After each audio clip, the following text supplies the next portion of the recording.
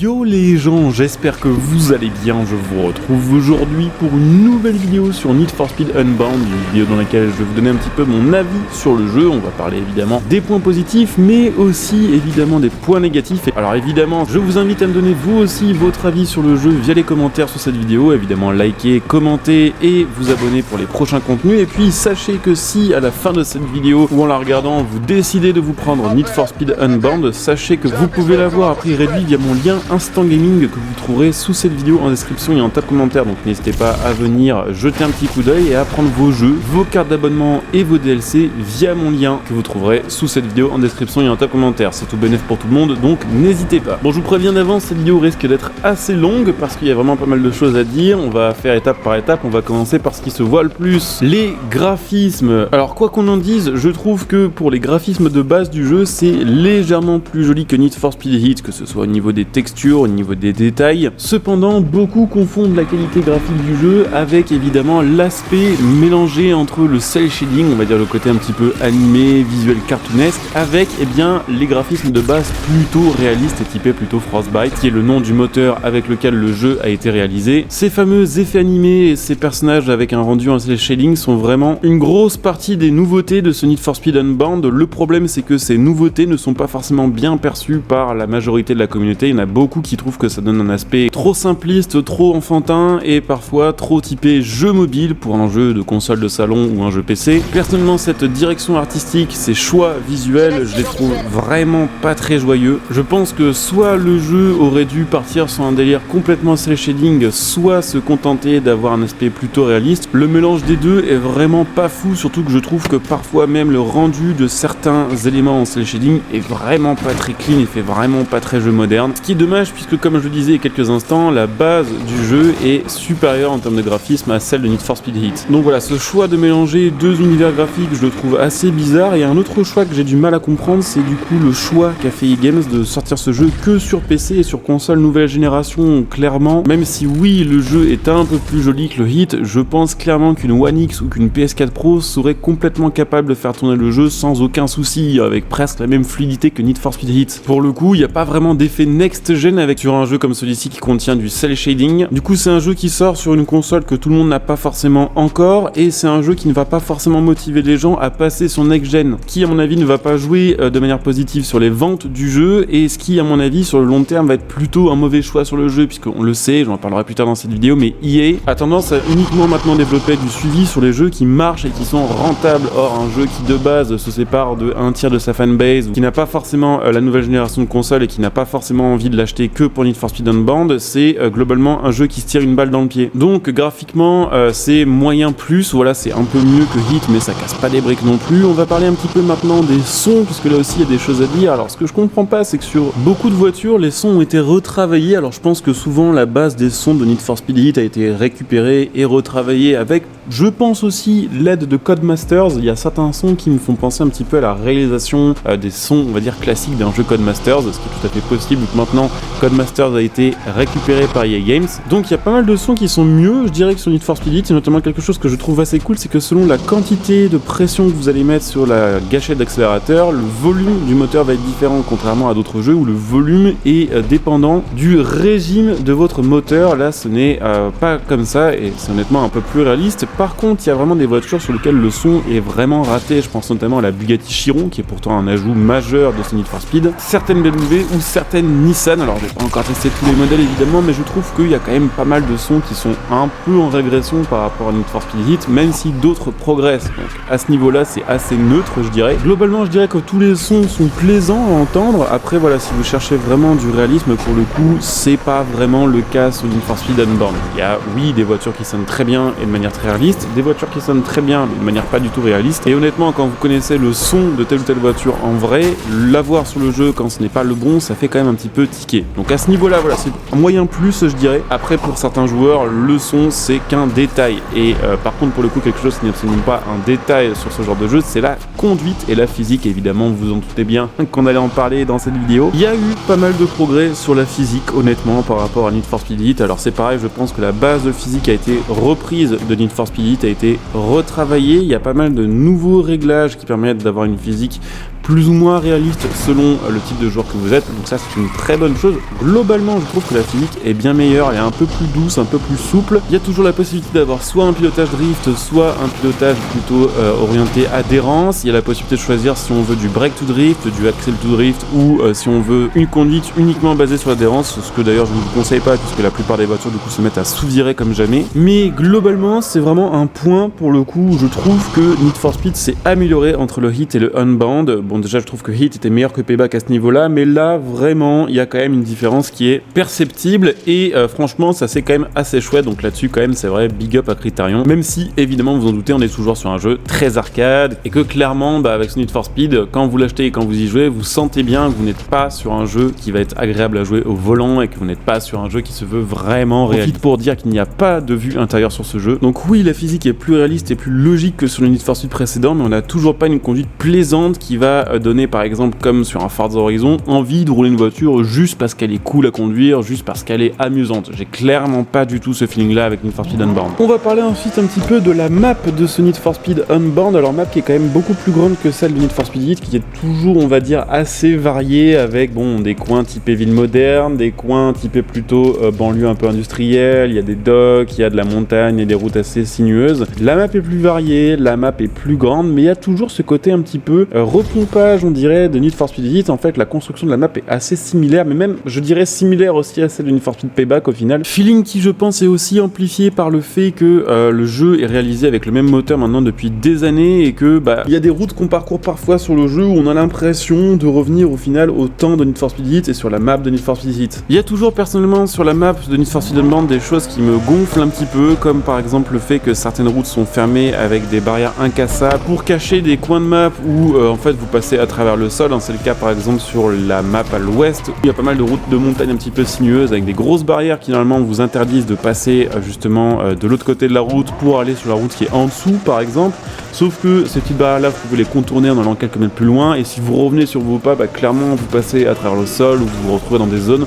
où clairement la physique fait n'importe quoi. On est en 2022, il y a des jeux qui présentent des open world bien plus grands où ce genre de problèmes sont résolus. Je trouve ça assez dingue que sur Need for Speed on ait encore ce genre de soucis. Cela dit, il y a quand même des endroits sur la map qui sont très très cool. J'ai trouvé que tout le passage notamment de la ville, on va dire classique, avec les voies de tram, avec les nouveaux styles de bâtiments de cette map-ci et le rendu graphique amélioré, il y a parfois une vibe qui est très très chouette, je dois l'avouer. Donc globalement cette map est plus grande que la précédente, plus jolie quand même graphiquement. Donc globalement je dirais que c'est un peu mieux que Heat sur ce point là, même s'il y a toujours des trucs un peu relous sur la map et même si clairement il y a aussi ce feeling justement de déjà vu. Et encore une fois malheureusement, après c'est un autre délire évidemment que Forza Horizon, mais c'est pas du tout le genre de map qu'on a envie de parcourir juste pour se balader. Je ne sais pas si c'est un problème de rendu graphique, je ne sais pas si c'est un problème de conception de la map, mais il n'y a absolument pas ce feeling là. Alors oui il y a des endroits cool, il y a des parkings, il y a des lignes droites, il y a tout ce que vous voulez, même de l'autoroute qui est cool éventuellement pour le multijoueur,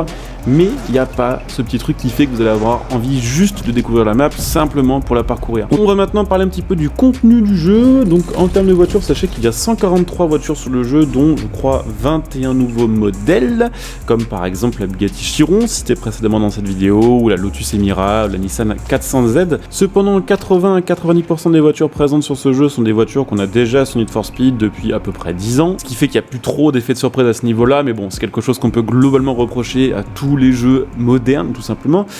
Globalement la liste de voitures est assez sympathique, il y a beaucoup de modèles quand même assez appréciés par la communauté, tout ce qui va être Golf GTI, A45 AMG, M5, Chiron, Lamborghini Aventador. Après c'est une liste qui est quand même assez consensuelle, c'est-à-dire que ils n'ont pas pris beaucoup de risques, il n'y a pas vraiment de modèles présents sur le jeu, on se dit putain qu'est-ce que c'est que cette voiture, c'est vraiment une surprise, je connais pas ce modèle, c'est vraiment un truc exotique, il n'y a vraiment pas ce feeling là, donc certes c'est une liste qui est assez strong globalement avec beaucoup de voitures très cool. Après c'est aussi une liste de voitures qui prend zéro risque, cependant la liste étant plus grande, plus fournie que sur Need for Speed Heat, j'aurais tendance à dire que c'est mieux. C'est mieux aussi en termes de customisation. Alors ce qui est assez bizarre c'est que il y a beaucoup plus de custom sur ce jeu, sur beaucoup plus de voitures, il y a vraiment des voitures qui n'étaient pas du tout customisables sur Heat qui maintenant ont beaucoup de kits carrosserie. Ce qui est un petit peu chelou c'est que certaines voitures qui sont connues pour être pourtant des très bonnes bases de custom comme la Nissan R34 par exemple, ont perdu elles en quantité de customisation entre Need for Speed Heat et Need for Speed Unbound, donc ce qui est assez bizarre. Probablement qu'il y a eu un problème avec les droits de certaines marques qui n'ont peut-être pas voulu renouveler le partenariat avec Need for Speed pour ce Need for Speed Unbound. Il y a aussi quelques nouvelles options de personnalisation comme la la possibilité de choisir la teinte des phares par exemple. Il y a toujours aussi la possibilité de personnaliser le son des voitures avec un curseur supplémentaire par rapport à Heat. Donc à ce niveau-là, je dirais que c'est aussi mieux que Need for Speed et Heat, que globalement c'est un des gros points forts de ce Need for Speed Unbound. La customisation est quand même très présente et très fournie clairement là-dessus. Je pense que ils sont loin devant la concurrence. On va parler un petit peu maintenant des différents modes de jeu. Alors on va commencer par le online, ça va être assez rapide. Le online, je n'y ai pas joué et je ne pense pas y jouer tout simplement parce que je trouve que le online de ce jeu n'a rien d'exceptionnel et n'a rien de particulièrement attirant. Déjà parce que c'est un online qui est assez réduit, hein. C'est des serveurs à 16 joueurs, des courses à 8 joueurs et des convois à 4 joueurs. En plus de ça, le multi sort en kit, c'est-à-dire que Day One, il y a plein de choses qui sont pour l'instant absentes, comme la police, il me semble, du mode Open World de Need for Speed Unbound en multijoueur, également le mode pareil de carte grise qui n'est pas présent, ainsi que le cycle jour-nuit. Donc globalement, le multijoueur, ils l'ont sorti en le mettant quand même pas mal en avant, en tout cas de ce que j'ai compris, sauf qu'il y a la moitié des fonctionnalités qui ne fonctionnent pas, le tout intégré dans un multijoueur qui n'a pas spécialement d'enjeu et qui n'a pas plus d'enjeu en tout cas que sur le Need for Speed Heat. Alors je pense qu'ils l'ont séparé maintenant du solo tout simplement pour éviter les glitches, pour tout simplement pouvoir appliquer peut-être des mesures anti-cheat plus facilement. Mais perso, moi qui ai fait vraiment plus de gameplay en solo, j'ai pas du tout envie de refarmer et de recommencer un personnage sur l'online, et je pense que vice versa, les gens qui auront beaucoup joué online n'auront pas envie de recommencer à farmer pour le solo. Donc ils ont divisé leur fanbase au final pour en plus, je trouve, mettre en avant un multi un petit peu sans saveur. Après, le multi n'est pas mauvais pour autant, apparemment c'est assez stable et c'est quand même cool à mon avis de pouvoir rejoindre ses potes pour faire des petits rassemblements de voitures tunées, mais simplement je trouve que ce multi n'a pas quelque chose de particulièrement attirant pour le moment, tout simplement. Je pense que le jour où les courses-poursuites multijoueurs seront intégrées, là par contre ça risque de changer, mais ce que je ne comprends pas, c'est pourquoi avoir sorti le jeu maintenant, si le online, qui est pourtant on va dire le point sur lequel le jeu a vraiment été mis en avant, n'était pas prêt. Voilà, je pense qu'ils ont fait la même chose que pour Battlefield 2042, c'est sortir le jeu juste avant Noël, histoire de récupérer les ventes des joueurs qui vont pas savoir trop quoi se prendre pour Noël en termes de jeu, et au final sortir un jeu en kit qui sera correct, hein, peut-être à ce niveau-là dans 6 à 7 mois, une fois les premiers patchs arrivés. S'il y a des patchs, on en parlera plus tard dans cette vidéo. Mais là, ce qui m'a vraiment saoulé sur ce Need for Speed Unbound, c'est le solo, c'est l'organisation de la carrière, sa scénarisation et globalement le gameplay en solo. J'ai trouvé que c'était vraiment extrêmement triste. Bon, alors déjà, le scénario est relativement pauvre. Après, bon, c'est du Need for Speed, donc forcément, faut pas s'attendre à une histoire digne d'un chef-d'œuvre non plus. Mais bon, grosso merdo, l'histoire, c'est récupérer la voiture qui vous a été volée par un ami qui vous a trahi. Donc je pense qu'on peut résumer l'histoire du jeu en une phrase, hein, globalement. Et bon, ce qui est vraiment problématique, je trouve, c'est que il n'y a pas de mission en fait sur ce jeu. Sur Payback et sur Heat, il y avait des semblants de missions où on faisait un petit peu autre chose que des courses, où on avait des objectifs un peu différents. Là, globalement, les seules choses qui font avancer la carrière, c'est l'argent que vous allez gagner et c'est les courses que vous allez enchaîner. Alors parfois, oui, vous avez une mission de livraison de voitures ou de personnes à transporter, mais globalement, c'est extrêmement répétitif. En plus de ça, les personnages sont évidemment assez peu charismatiques. Bon, ça vient aussi probablement du fait qu'ils sont en cel shading. Alors des fois, il y a quand même des répliques un peu sympas, des punchlines un peu marrantes, hein. Je dois avouer qu'il y a eu quelques trucs qui m'ont fait marrer à la fin du jeu. Mais voilà, en termes d'originalité du scénario, bon, globalement, c'est pas fou. En termes de mission, c'est pas fou non plus. Entre les missions, le personnage met la radio et vous entendez toujours parler du maire Stevenson. Il y a une espèce d'élection des maires, des politiques qui s'engueulent pour savoir un peu qui va être élu. Le truc, c'est qu'il n'y a pas trop de rapport avec le reste de l'histoire, alors du coup on peut se demander un peu ce que c'est un foot là. Et en plus de ça, le solo et ses courses sont organisés d'une manière que je trouve ultra chelou. En fait, il y a le système de qualifieur, donc en gros chaque semaine vous avez 7 jours d'épreuves qui sont divisés en épreuve de jour et en épreuve de nuit, et pour avancer dans le calendrier, vous êtes obligé de valider au moins $1 par demi-journée, ce qui veut dire que vous ne pouvez pas skipper les jours de la semaine. Si par exemple vous vous sentez prêt pour le championnat final de la semaine, qui est tous les samedis pendant la carrière du jeu, et que vous êtes par exemple au mercredi, voilà, si vous trouvez que votre voiture est assez performante et que vous avez envie de le tenter, sachez que vous devrez quand même faire une épreuve le jeudi matin, une épreuve le jeudi après-midi, une le vendredi matin et une le vendredi après-midi, alors que vous, votre seule envie, ce sera d'avancer passer jusqu'au prochain championnat. Donc s'organiser de sorte à ce que vous puissiez évidemment gagner assez d'argent pour avoir des voitures assez améliorées pour faire les championnats de chaque semaine, c'est un avantage, mais l'inconvénient c'est que du coup vous jouez un open world sur lequel vous n'êtes pas libre, en tout cas moins libre que sur Need for Speed, puisque là par exemple, si j'ai envie de jouer de jour mais que le jeu veut absolument que je fasse une épreuve de nuit, si je veux simplement tester une voiture, regarder un peu ses customisations de la journée, je peux pas, parce que le prochain cycle sera forcément de la nuit, et si j'ai pas envie de faire une course ou pas envie de faire une épreuve pour passer la demi-journée suivante, je suis bloqué, et en vrai je trouve ça horriblement chiant. En plus de ça, bon, je voulais quand même attendre de finir la carrière pour voir un petit peu ce que ça donnait une fois qu'on avait terminé l'histoire principale. Je me suis dit que peut-être après ça en solo on aurait la possibilité de choisir jour ou nuit, que le jeu serait un peu moins restrictif à ce niveau là. Bah non, c'est la même chose, sauf que une fois que vous avez terminé les championnats principaux, que vous êtes allé jusqu'à la 4ème semaine et que vous avez fait le championnat du Grand, il n'y a même plus d'enjeu à ce niveau là. Donc moi c'est mon principal problème avec ce jeu, je comprends pas vraiment où ils veulent nous faire aller. D'un côté on a un online qui est moins fourni que le solo en termes de fonctionnalité, et de l'autre côté on a un solo sur un open world qui est hyper restrictif et qui vous empêche au final de faire ce que vous voulez, qui serait acceptable si l'histoire était vraiment liée à ce calendrier, s'il y avait vraiment on va dire une raison dans le scénario qui ferait que de jour on joue de telle manière, de nuit de telle manière, et parce que il faut atteindre tel ou tel objectif avant de lancer le championnat. Mais là c'est simplement du farm obligé, j'ai envie de dire, du grind obligatoire, ce qui honnêtement est pas très fun. Donc on va également parler un petit peu aussi de la police, puisque bon, la police est quand même assez mise en avant sur ce jeu. Globalement ce qu'il faut savoir sur cette police, c'est que bon, j'ai déjà expliqué, mais elle est divisée en plusieurs niveaux de recherche, en plusieurs niveaux aussi de voitures qui vont vous poursuivre, et que globalement la poursuite de Need for Speed Unbound est assez décevante là aussi, puisque elle est juste trop facile à semer. Le nombre de fois où j'ai eu des poursuites level 5, donc vraiment on va dire le plus gros indice de recherche, qui se sont terminées en moins de 3 ou 4 minutes juste après avoir pris un virage un peu sec et avoir perdu la police comme ça, il n'y a pas trop de challenge. J'ai vraiment peut-être qu'une fois où j'ai eu un peu de mal à semer la police, et je pense que c'est parce que j'avais simplement une voiture qui était trop faible en indice performance par rapport à la police. Et globalement la police n'est pas très intelligente, elle n'est pas spécialement rapide, et je trouve que globalement ils sont trop faciles à semer et qu'ils n'essayent pas vraiment de vous arrêter. J'ai l'impression parfois qu'ils font plus la course avec vous qu'autre chose. Je me rappelle que certains Need for Speed, par exemple au début des années 2000 ou à la fin des années 90, quand la police arrivait à votre niveau, ils essayaient de vous foncer dedans, ils passaient devant vous, ils pilaient pour vous faire perdre de la vie.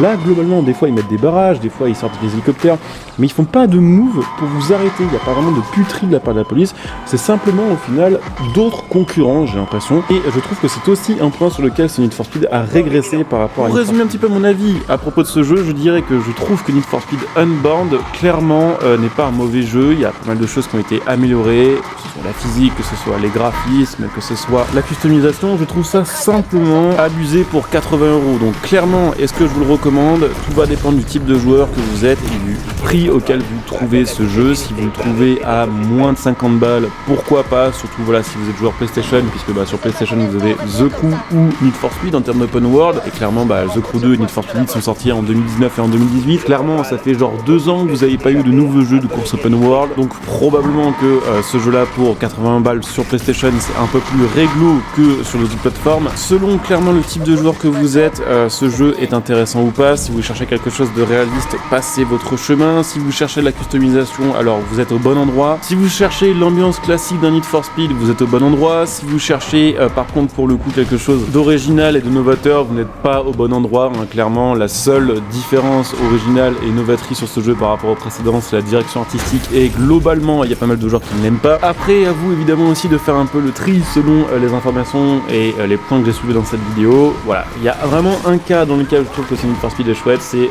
pour la customisation, pour les sons de voiture, pour éventuellement le online pour faire des meetings de tuning avec ses potes. Si vous êtes dans ces cas-là, foncez, sinon attendez simplement que le jeu baisse de prix. Voilà, j'espère que cette petite vidéo vous aura aiguillé sur vos choix, oui ou non prendre un Need for Speed Unbound. N'hésitez pas à me dire évidemment ce que vous en pensez de ce jeu et de ce que vous pensez de mon avis en commentaire. N'hésitez pas à liker, à vous abonner pour les prochains contenus. Pensez à venir me follow sur Twitch pour les prochains lives, la chaîne Twitch sera en description et en top commentaire, donc n'hésitez pas à venir follow. N'hésitez pas, si vous avez Amazon Prime, à utiliser votre Twitch Prime sur ma chaîne Twitch qui vous permettra de me soutenir gratuitement. Vous en profitez de plein de petits bonus. Vous me retrouvez sur Twitter, vous pouvez soutenir ma chaîne gratuitement en utilisant le lien de soutien sous cette vidéo pour faire vos achats. Mon lien Instant Gaming, j'en parle en début de vidéo. Mon lien Matal.net pour votre matos gaming, et puis pour ceux qui souhaitent soutenir la chaîne sur le long terme, évidemment vous pouvez aussi devenir des soutiens via le bouton rejoindre sous cette vidéo, ce qui vous fera profiter là aussi de plein de petits bonus selon les rangs que vous choisirez. Donc je coupe ici, je vous dis à très bientôt, bon jeu à tous, ciao.